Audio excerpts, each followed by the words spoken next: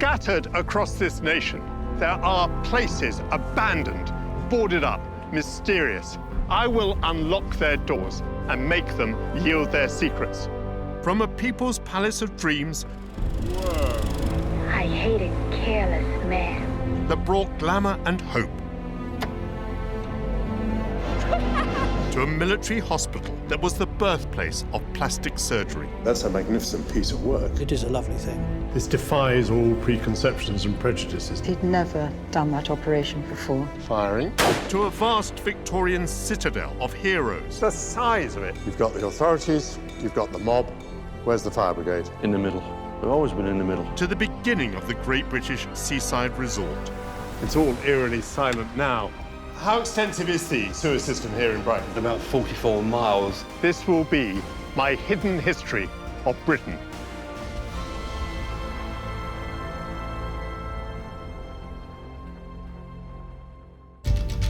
In this programme, I'm prizing open the door of a top-secret stronghold from the Cold War. Ventilation in a gas attack. Whoever was coming here was coming to survive, to live. To reveal the terrifying reality that faced Britain in a nuclear holocaust. And these circles were what? It was anticipated the Russians would drop a nuclear bomb. This map is absolutely terrifying.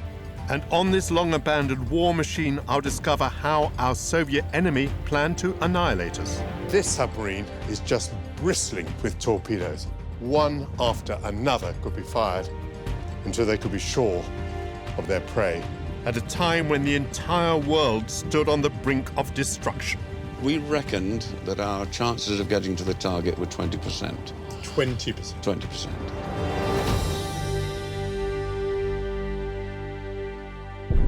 Today, there's talk of a new Cold War.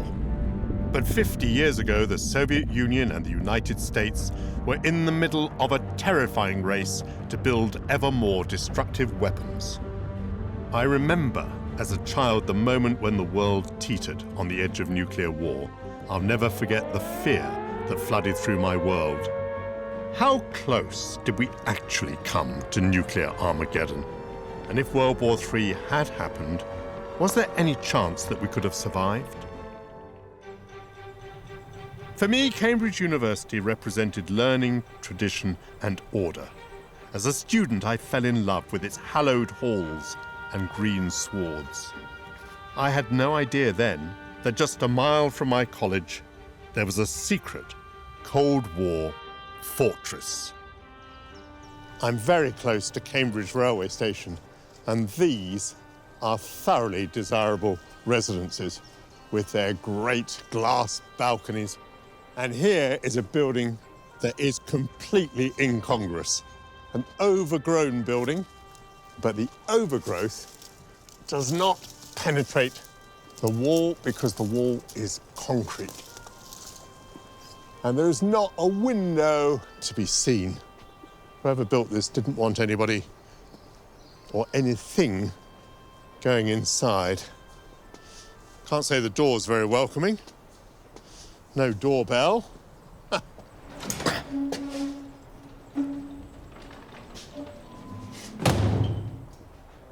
This austere concrete box is a nuclear bunker.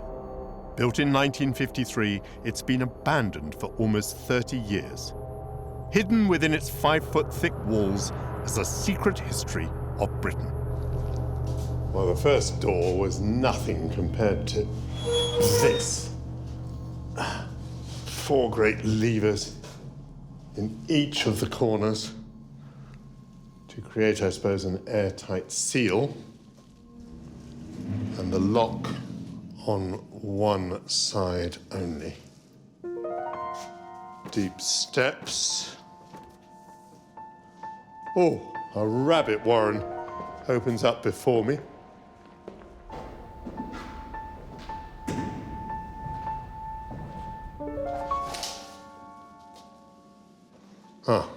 This fire extinguisher was supplied 17th of September, 1962. So the place is absolutely dated by that artifact. Plan of plant room. Gas-tight damper. gas fan controls, normal ventilation, ventilation in a gas attack. Whoever was coming here was coming for the long term, to survive, to live. Scattered throughout this labyrinth of corridors and rooms are remnants of a clandestine world. But who were the people who came here, and what were they doing? National Assistance Board, Ministry of Pensions and National Insurance, Ministry of Labour, and the Board of Trade. It seems that every single government department had a base here. But why would they come to a bunker in Cambridge? Knock on the door, police officer, you're on our list, pack a bag, we're leaving now. Rod Siebert is a former nuclear warning officer. He spent 20 years working in nuclear bunkers. So with that diagram, are you going to be able to guide us through the building? I would imagine so. It's a bit of a labyrinth, but we'll do it. And so we're starting in this thin part of the building, yes? Yes, in the old Armed Forces headquarters. And then we'll move through to the wider bit. Correct, down the steps into the more modern. Off you go. After you. I would have expected a nuclear bunker to be underground. This just doesn't seem very well designed for the purpose. Yes, an awful lot of people tend to think in terms of nuclear protection being underground. But of course, thick concrete and steel provides a very high protection factor against nuclear weapons, even more so than earth. So down a sharp flight of steps. Yes, we're now moving into the much more modern regional seats of government that was built for the eventuality of a nuclear war. The original bunker was constructed as a military headquarters, but in 1962, the threat of World War III had grown so grave that it was doubled in size to accommodate a new, highly classified mission. OK, so a regional seat of government, what did they expect to be able to do from this building? Well, of course, under the Emergency Powers Act, central government would have been devolved to headquarters such as this, where a commissioner would have opened their war book and worked to reconstruct the business of government. What was a commissioner? The commissioner was a minister of state, trained and knew that he was going to come here to take up his responsibilities. There was the feeding of refugees, there was the movement of troops, establishing first aid stations so that those survivors could be looked after and eventually pay their taxes. But of course the main purpose was to preserve the offices of state and the bureaucracy of central government, with all of the major offices of government run by people here. My goodness, even if there was essentially nothing for it to do. This was one of a network of 12 bunkers across the country, built so that Britain would always have a functioning administration. Each bunker had its own cabinet with a representative from each government department, so that if one or more were destroyed, the others could continue to govern. This is curious. A plastic window peering into an operations room. A little device. Clock, emergency lighting. From the Second World War, Britain took pride in its special relationship with America. But what were the consequences of siding with one superpower against the other? Jim Wilson was a young investigative reporter at the height of the Cold War. Jim, I remember from the early 1960s my family being very scared of nuclear war. Do you think that was a pretty general fear in the country? Absolutely. We had American nuclear-tipped missiles on bases all the way down the East Coast. Everybody realized that those bases were vulnerable. The Americans needed missile bases within striking distance of Russia, and they turned to their closest ally. Our Prime Minister, Harold Macmillan, struck a deal to allow American nuclear missiles on British soil. But that made us a prime target. So the British government commissioned a secret report to assess just how vulnerable we now were. The Strath report was the first real study of what thermonuclear war would do to the UK. That within the first few hours, a third of the country's population would be wiped out. Water supplies would be contaminated, food supplies would run out, massive numbers of people who would be injured. The Strath report revealed that Britain had more nuclear targets per acre than any country in the world. It concluded that we would be utterly devastated by a nuclear war. Its terrifying findings were shared only with the cabinet. Britain desperately needed to find a way to counter the Russian threat. But could our defences cope with the Soviet Union's vast military might? Just look at the size of this thing, a terrific length of lethal military machinery.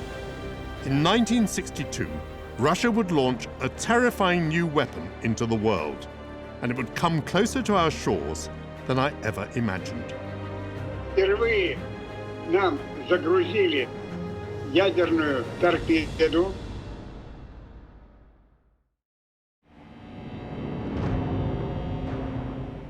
I'm uncovering the story of how Britain was brought to the brink of annihilation. By 1962, American nuclear missiles on British soil meant that the Russians had us in their sights.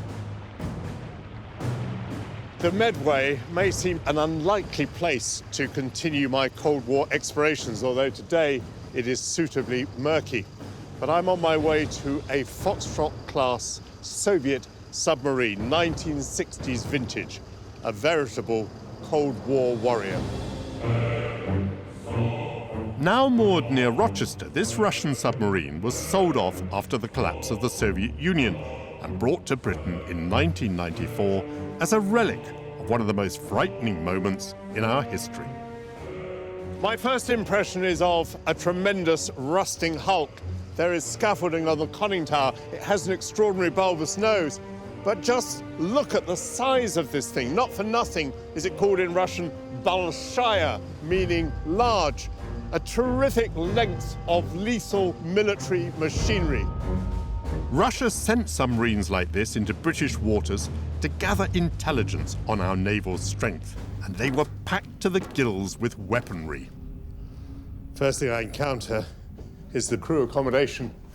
I'm assuming that maybe 50 guys slept here in bunks, and if they had any trouble sleeping, they didn't have to count sheep, they could count torpedoes.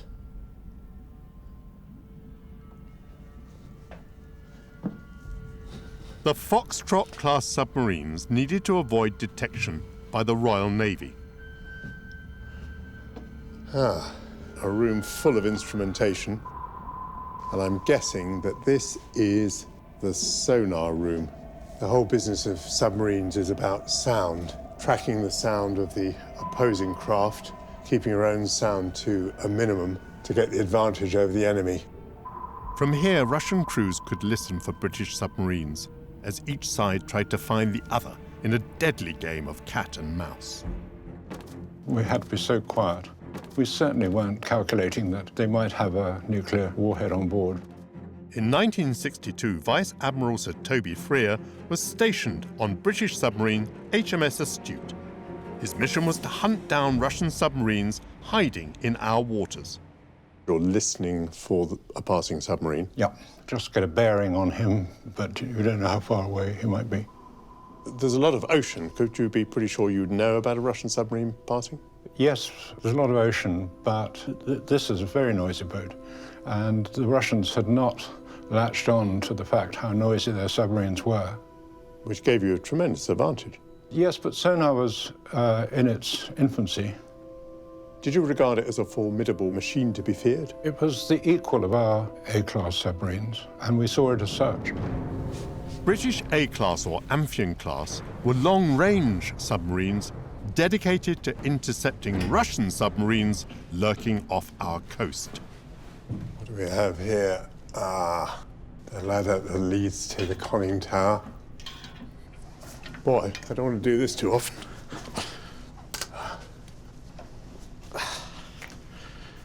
Oof. And this would be the periscope with its two handles.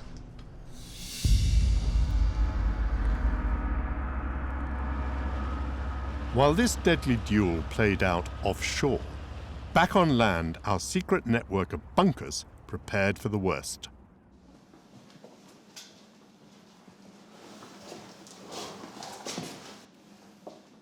Here's some tubes for taking samples. I'm imagining they had to sample their air to ensure that it wasn't being contaminated. And the machinery must have made a good row. The whole room is soundproofed. Scientists estimated that it would take weeks for the nuclear fallout to drop below catastrophic levels. So how did the government plan to deal with the horrific aftermath of a nuclear strike? The place was strutting with retired brigadiers and colonels, except we were only allowed our little bit of the jigsaw. At the beginning of the 1960s, Michael Barton was an ambitious young radio journalist. His broadcasting talents drew him into the secret world of bunkers. The first thing they said to me was, Barton, we want you to go on a civil defence course. It was all very hush-hush, and I ended up sitting around a huge table with brigadiers and admirals and lots of war ribbons dangling over the table, and this huge map of Britain. Now, this is a smaller version of what we saw. And these circles were what? Where it was anticipated the Russians would drop a nuclear bomb. And, I mean, this map is absolutely terrifying, isn't it? Because Well, it is. I mean, it's not only major cities, although, of course, there are so many of those. There are so many circles, and they fall upon each other, the intensity of blast. They said, well, Barton, we want to assign you to one of these nuclear bunkers in the Lake District. Now, just hold on. We've been talking about 4-minute warnings, and I'm in Leeds, and I have a motorbike. I'd probably get there in 2.5 hours. I find the haphazard nature of these plans genuinely disturbing. Could this concrete fortress cope with the reality of a nuclear war? Oh, this enormous fan draws in the air from the outside through this enormous shaft here. And here are all the filters. And there is the fan that does the work, so that people inside can survive. This bunker was designed to shield its personnel from deadly gases and nuclear fallout. But were its staff properly prepared for a nuclear war? When we went down the bunker, it hit us all that this wasn't just media talk, this could be for real. Peter Linley was a fresh-faced naval recruit when he was sent on a top-secret exercise to a bunker in Dover. And as soon as we got to Dover, we started asking passers-by where the regional seat of government was. So you're going around the streets of Dover asking, presumably, about a top-secret facility? Absolutely, and had no idea it was top secret. When we realised what we were getting involved in, a nuclear bunker, it was quite frightening, really. In September 1962, Peter was part of a highly classified NATO operation called Forlex 62. This war game was designed to test Britain's capability to withstand a Russian nuclear attack and land invasion.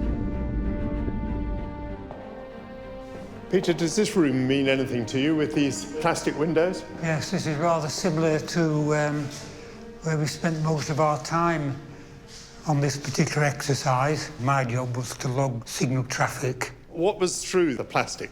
There was somebody there, so you would pass the signal across, and then they would dispatch it.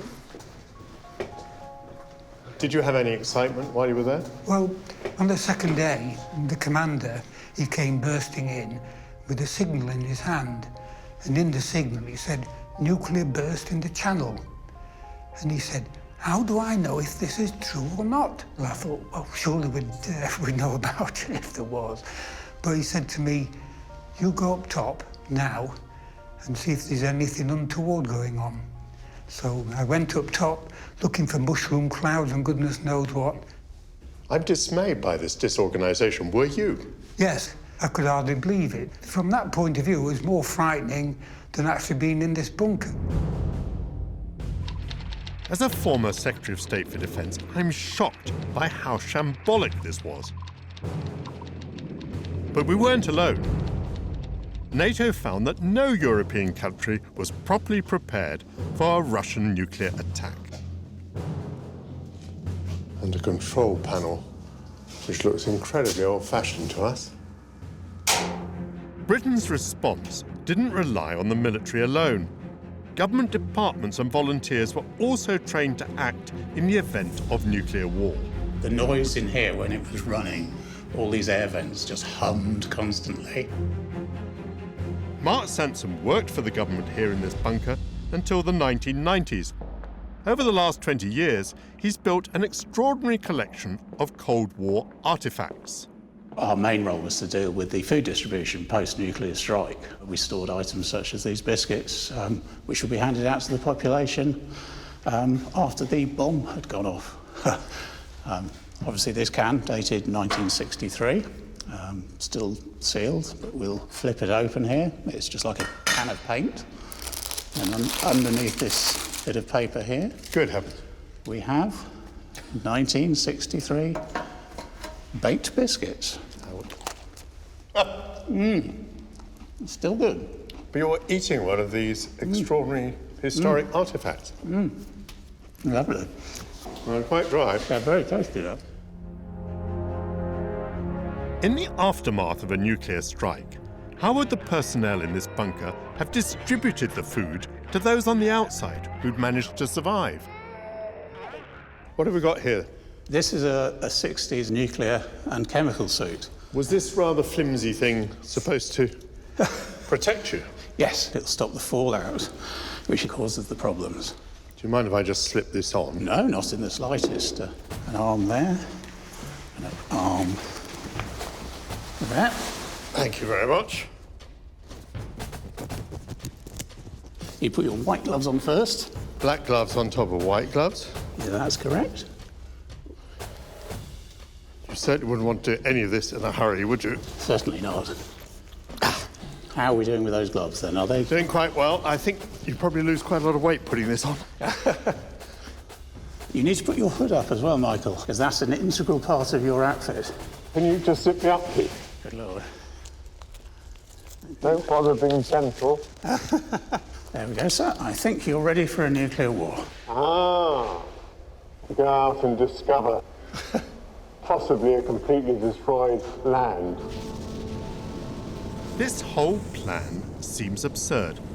Was a bunch of civil servants in nuclear suits handing out biscuits really what we needed in the case of a nuclear apocalypse? Civil service issue furniture, I think. And if anyone managed to survive, how would they know what to do next?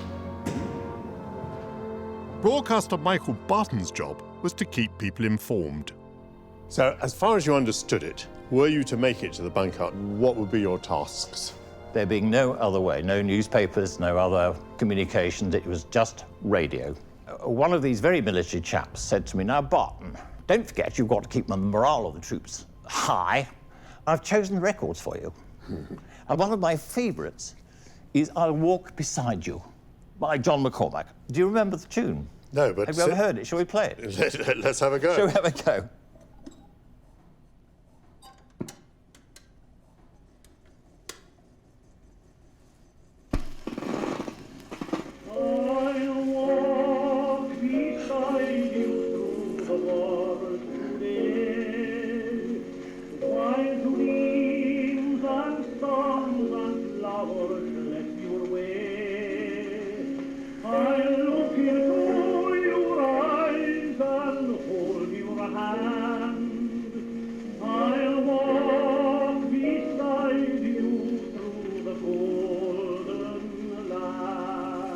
Well, I don't know about you, but I get a sense of the macabre when I hear those words.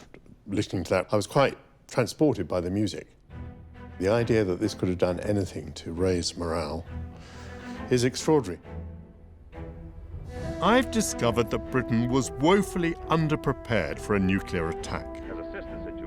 So in September 1962, when a terrifying crisis pushed mankind to the brink of World War III, Britain was at grave risk. This government, as promised, has maintained the closest surveillance of the Soviet military buildup on the island of Cuba. When Russia stationed nuclear missiles just 90 miles off the American coast, it shattered the fragile peace. President Kennedy made his speech on television, and we thought, well, this is going to be us. And as the closest ally of the United States, Britain was in the firing line too. In October 1962, the world teetered on the brink of World War III, and Britain was woefully unprepared. American nuclear weapons were stationed on our soil, while Russian submarines patrolled our waters. The extraordinary feat with a submarine is this enormous vessel lies undetected on the ocean bed. And the whole business of submarine warfare and anti-submarine warfare is hide and seek, discovering these vessels and trying to destroy them before they can destroy you. Cutting-edge Russian submarines like this Foxtrot class were at the forefront of Russia's Cold War plans. Unknown to Britain and America, these submarines were secretly armed with a devastating weapon, nuclear-tipped torpedoes. The crew was authorized to fire them if the submarine came under attack, but both the captain and first officer had to agree to launch them. Now this cabin here may seem very pokey, but actually, by submarine standards, is luxurious. It's just for one person, it has privacy, it has a desk, it has a wardrobe. Only one person lives like that on a submarine, and that is the captain. In May 1962, Soviet leader Nikita Khrushchev struck a deal with Fidel Castro, the head of the Cuban government. Russian nuclear missiles would be secretly deployed in Cuba, just 90 miles off the coast of the United States. Foxtrot submarines would protect these weapons as they were transferred to Cuba by sea. Lovely. Good. The full story of the Cuban Missile Crisis is still unknown. Я Mikhail. Здравствуйте. But I've managed to track down two Russians who were right in the middle of one of the most dangerous moments in human history. Хорошо. They've agreed to share their story. Я узнаю все, потому что... Anatoly Andreev had a distinguished career in the Russian Navy, captaining Foxtrot-class submarines. Впервые нам загрузили ядерную торпеду. Anatoly's mission was to guard a secret convoy of ships carrying nuclear weapons to Cuba. Retired Commander Felix Brill was deployed to the convoy. Быть ядерной войне или нет, они возили, конечно, уже, так сказать, и ракетные, кстати, установки. Russia's secret objective was to get its nuclear missiles within striking distance of the United States. But the US tracked their movements, and a U-2 spy plane photographed Russian missile bases on Cuba.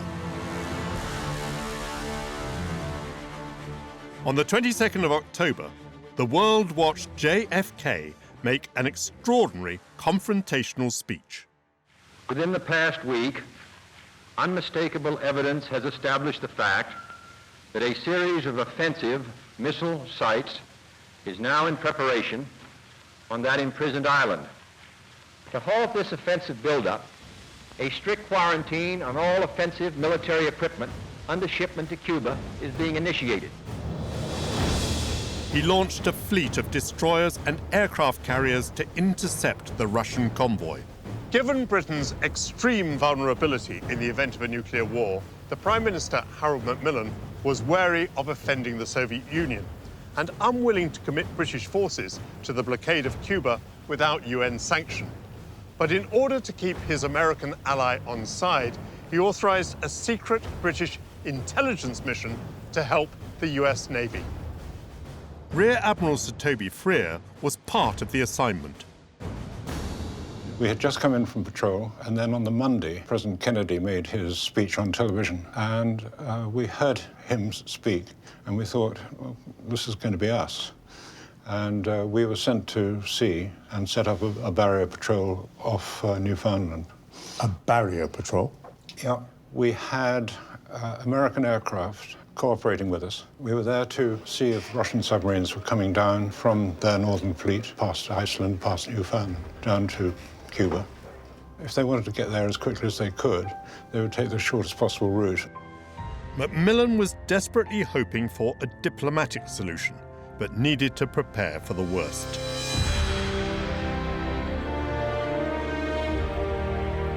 Britain had its own nuclear bomb, the Blue Danube, our only independent nuclear deterrent. Unlike the American missiles, it needed to be transported by the Vulcan long-range bomber and dropped directly on its target. The Russians had an army of 5 million. It's a huge army. They could have overwhelmed Western Europe. The only thing we could do to stop them would have been nuclear. Wing Commander Peter West served in the RAF for over 30 years before working in NATO intelligence. In 1962, he was deployed to a squadron of Vulcan bombers. The most important part of my job was to defend the aircraft. People trying to shoot you down? Yeah, people trying to shoot us down, and that could be surface-to-air missiles. You would have had a very long flight, let's say, to Moscow or St. Petersburg or Leningrad. Do you realistically think you could have made it? We reckoned, and it was all guesswork, that our chances of getting to the target were 20%. 20%? 20%. And if we had gone, there was really very little chance of our getting back. While Peter and his crew were preparing for action, the Russian convoy out in the Atlantic reached the American blockade. As the Soviet ships drew close, the US Air Force moved to intercept them.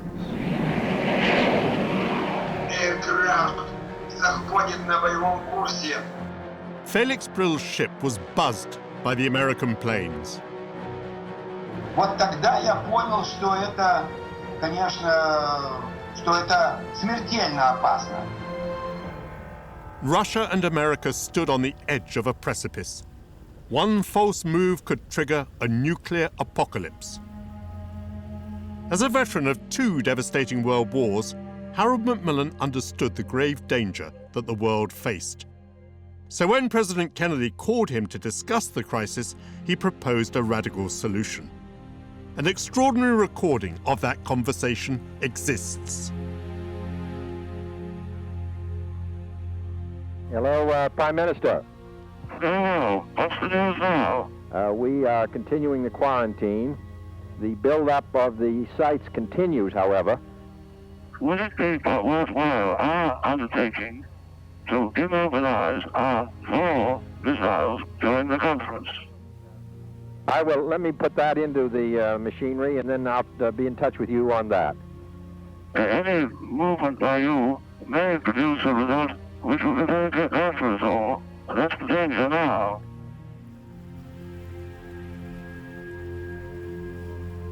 Harold Macmillan's suggestion that American missiles in Britain be stood down was a clever move.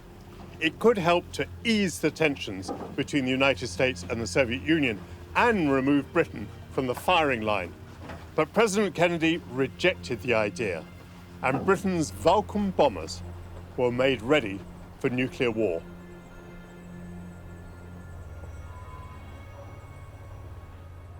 There's a couple of my flying logbooks. 26th to the 28th of October 1962, Cuban Missile Crisis, Squadron at Readiness State 1-5. We went from that to Readiness State 05 and 03. The engines were running? Yes, we were that close. So you saw the big picture, you saw the possibility of annihilation? We guessed what was going to happen, and we knew that if it did happen, that there'd be very little left of the UK. All eyes in Britain were now on the Cuban seas, watching the crisis unfold.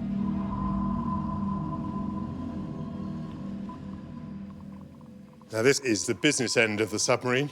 Here are the torpedoes in their silos. These are actually ready to go. And it just takes one torpedo to sink a merchant ship, even a Royal Navy capital ship, another submarine. And this submarine is just bristling with torpedoes. One after another could be fired until they could be sure of their prey. In the Atlantic, the United States naval blockade of Cuba had tightened its grip around the island. What the Americans didn't know was that the Russian subs below them were carrying nuclear weapons and authorized to fire them if they came under attack. Suddenly, Russian sub-captain Anatoly Andreev heard explosions. What was it like to have explosives dropped near your submarines? Что это были? Заряды на вспышки или глубинные бомбы? Определить на слух невозможно, что обстановка очень тяжелая. The American depth charges were relentless. Foxtrot submarines could store only enough air for 10 days. They'd now been underwater for over a week. Температура воздуха в одном отсеке, где вы сидите, в торпедном. The officers on the embattled Russian submarines argued about how to respond to the American aggression. Did Russian submarines come close to using their weapons? То есть все торпедные аппараты были приготовлены к стрельбе. In Britain, Peter West was given the final call-out. An RAF policeman arrived at my married quarter front door, and he said, "Sir, you're wanted at the operations block immediately." So I quickly hugged my wife and said to her, "If this is what I think it is, throw a few things in a bag, get the kids into the car, and drive off to your brother in Skye. I think you'll be safe there." In the Atlantic, the Russian Foxtrot submarines were surrounded by US destroyers. As American depth charges got closer and closer, an argument broke out on the submarine next to Anatoly. The captain wanted to fire his nuclear torpedo, but he needed the consent of another senior officer. After a heated exchange, flotilla commander Vasily Arkhipov refused to sanction the order.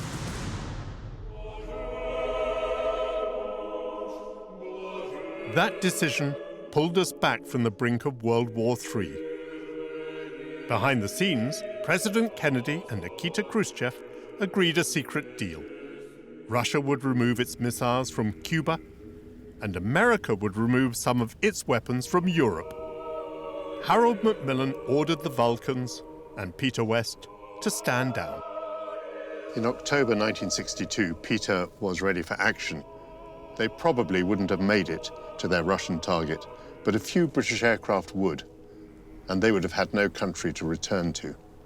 I've realized today how chillingly close we were to annihilation. Fortunately for the British Prime Minister, our nuclear defences were never put to the ultimate test. This crisis was over, but the Cold War was not. And a new generation wanted to know what would happen to them if there was a nuclear war. They were convinced that these secret buildings held the answer. My parents broke into a bunker just like this. They were saying the people have to know what's being done in their name. Britain's brush with annihilation gave birth to a radical new group, the so-called Spies for Peace. These young men and women would challenge the culture of secrecy that ruled our country and lift the lid on the state's secret plans for nuclear holocaust. In October 1962, the world came shockingly close to global devastation. The Cuban Missile Crisis opened the eyes of millions to the terrifying risks of the nuclear arms race. A new anti-war generation was horrified that Britain was brought so close to annihilation. They wanted to expose our country's secret nuclear plans, and they were willing to commit treason to do it. the Spies for Peace, were prepared to risk a lot for what they believed. These young radicals were intent on revealing the real story of these windowless concrete boxes. Natasha Walters' parents, Ruth and Nicholas, put their lives on the line to expose the truth. My parents, back in 1963, managed to break into a bunker like this. They were active in the peace movement. They formed this group called the Spies for Peace. There were 4 of them, and they divided up each with a different task. One had a camera, was taking photographs. One of them was copying documents. One of them was drawing a map of the whole area. What kind of material did your parents get away with? The names of the people that were down on the list of those who would be let into the bunker. And that's what my parents were protesting about. You can't make plans for a nuclear war where you're basically saying, we're happy for the whole population to be wiped out and keep that secret. The people have to know what's being done in their name. The Spies for Peace produced a pamphlet revealing the classified mission of the bunkers and the names of those who would be sent there. This is the document they made. And duplicate it on an old duplicator. So this is rather exciting for me. This is a Gestetner machine, which I used to use. Should we contravene the Official Secrets Act? I'd love to see you do that, Michael, yeah. Oh, and they are spilling through. Isn't that marvellous? It's great to see that. This technology may seem basic today, but it allowed them to distribute these state secrets far and wide. It was audacious and dangerous. They wanted to make 3,000 copies on a machine like this, sent it to newspapers, celebrities, etc., etc. When the document was published, the Daily Express called for capital punishment for the Spies for Peace. Let's not forget that was the culture war of the 60s, the establishment against the youth. How do you feel looking at your parents now in these photos? I admire their courage. They didn't do it to aid the Soviet Union. They did it because they believed in liberty and justice for people in the UK. I was not on the same side as Natasha's parents. Nuclear weapons could not be uninvented, and I believed that we needed them to defend against the Soviet Union that had already colonized half of Europe. The Cuban Missile Crisis revealed some painful truths.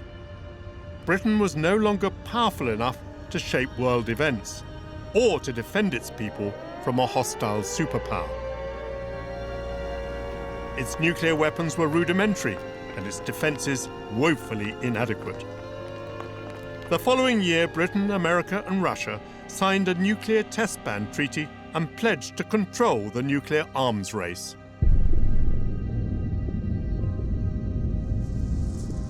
Almost 30 years ago, the Berlin Wall was torn down and the world celebrated the end of the Cold War. One writer claimed that that was the end of history, meaning that it was settled, that liberal democracy would be the final form of government for all nations. But since then, democracy has been in decline. Some emerging nations reject it as unsuitable for them, and Britain's relations with Russia have entered another winter. Today, a new history of conflict is being written, much of it deeply hidden. In the next programme, I step inside the People's Palace, an abandoned cinema from the 1930s. Whoa! I hate a careless man. How absolutely spectacular. To discover how it helped us through our darkest hour. I remember vividly thinking, he's mine. Slow, slow. I dread being asked to dance. And find out what it meant to generations who came here to lose themselves in movies and music. We danced it to meet the girls. To Karen, Love from the Beatles.